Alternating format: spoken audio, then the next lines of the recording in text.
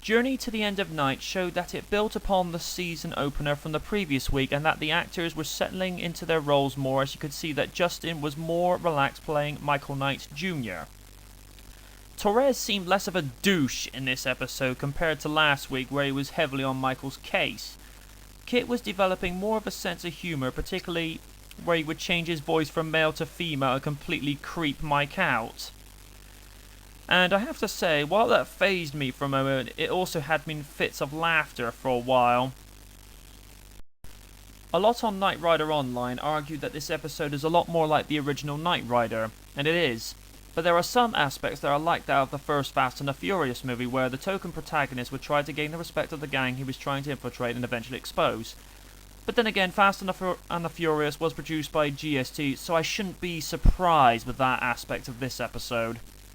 The look on Mike's face is priceless as he looks through the rather saucy images on Kit's screen, as images are fed from Sarah's sunglasses camera at the somewhat Playboy-esque mansion pool party.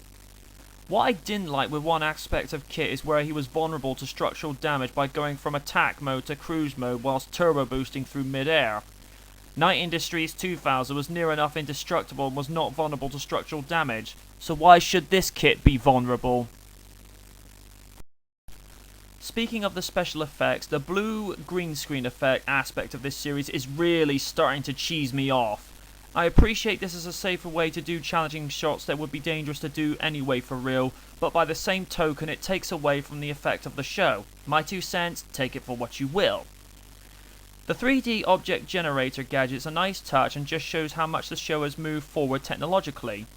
It could be argued with this kit having a printer as a nod to Kit Classic having a printer, or it could just be that it was necessary and coincidental. Either way, considering the kind of work that Knight Industries do, it's called for.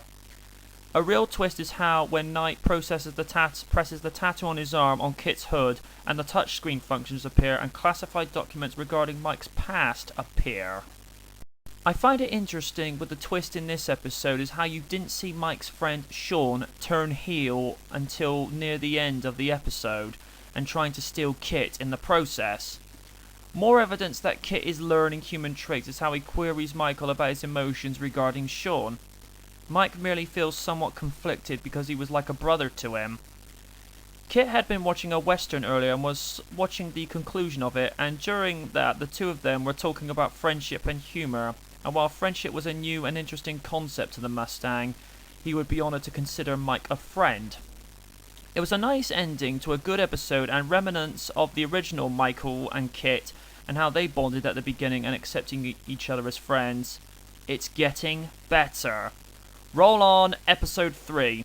Till issue 25. Good night from the night.